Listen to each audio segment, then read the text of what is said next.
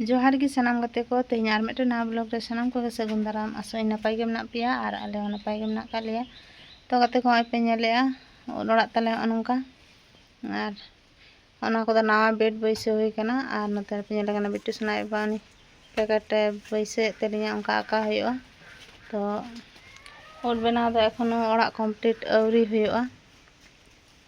फाका गया ओना लाइन रे मिदटांग साहाबा लाइन रे मिदटांग साहाबा सोजे और ओना खाली गया अड़ी उतर खाली नेलोग कना।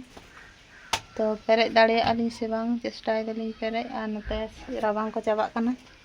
नते रे हय नवा धारे दो लहाते बनाव हुई लेना और नवा जहां नवा बेड पे नेमे नवा दो कना माने नवा धारे सर्वप्रथम बनाव हुई लेना और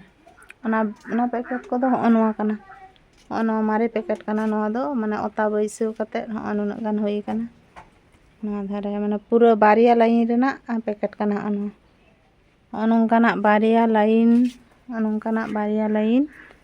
नवा रे झतो माने मिदटांग लाइन रे दोहो पेरेज कना नौता बैसव कना। नवा को खन आबार उडुंग कान गया कुड़ी उडुंग कना हय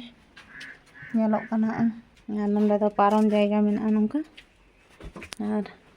पे नेले तीना गान पैकेट आड़गो गिड़ी हुई कना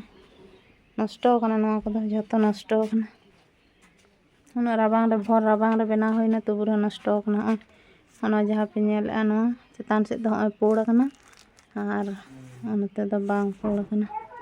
जहां हेंदे कना नवा को नष्टो कना अड़ी उतर गे नष्टो कना। जेमन ओंडेना ओना मिदटांग ओना आका बाबे रेना माने ओना मिदटांग कना शुधु मिदटांग भागे मेना ओनाटांग बाकी बाद झतो लिंग उडुंग गिड़ी कना और ओनडेना हतई गे नवा को फाका गया हय। तो देखी चेष्टा हुई कना जुदी लिंग बनाव पेरेज दाड़ेया खान और ओना को तायम ते बनाव हुई कना ओना उड को नेल पे ओना उड को चेदा चे भागे बांग हुई कना माने नवा खना ओनका हरा कना नवा खना आर कटी हरा कना बाखान बांग ससांग कना ओना को पूरा ससांग कना एमन कना ओना को रचदो कना आज तेगे सकाम एमन उड नेलोग कना माने तो खराब नेलोग कना ओना ओड़ाग रे दोहो गिड़ी हुई कना नोंका नेलोग कना अड़ी उतर गे नष्टो कान तालिया पैकेट ओनाटा हो जेमन नष्टो कना ᱧᱩᱛ गे नेलोग कना जानिक खान। तो गते को आका गड़ोआय गिन बिट्टू सनाय बा एकला तेगे आकाय तलिया चिका कांडा कोंडे कना मा नेल मे एकला ते की आर आका गानो गो दमे जोरे सितुंग कते तेहेन दो। तो गते को नेल पे उना गान खड़ बस्ता हुई कना खन बना हुई बोले और ओना दो खड़ पटम मेना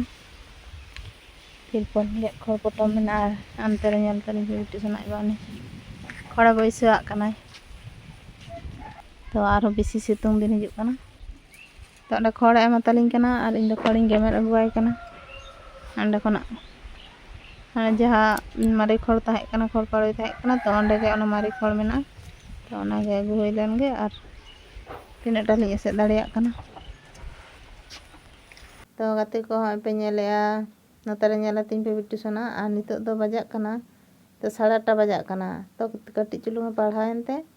जपी रेना धांदायदा और नते जमा आवरी इसिना इन तेहेन दो डुंबुग हुयुग कना नेल दाड़ेया कना पे मालहान रेना डुंबुग मालहान डुंबुग हुयुग कान तालेया आदो हलंग ओना गे बिट्टू सना इसिनाय लगी। तो गते को हय पे नेलेया नितो दो कना ᱧᱤᱫᱟᱹ कना अड़ी उतर गे तो 9:30 बजाग कना और नितो दो डुंबुग को इसिन सात हुईना और नते रे बिट्टू पे नेला कान तिᱧa तो जम दाय को ऐसे करते जम दाय डुंबुग जमदा और जम चाबा कदा तीना एमा था जम चाबा और ओना तलिंग डुंबुग मेना हय। तो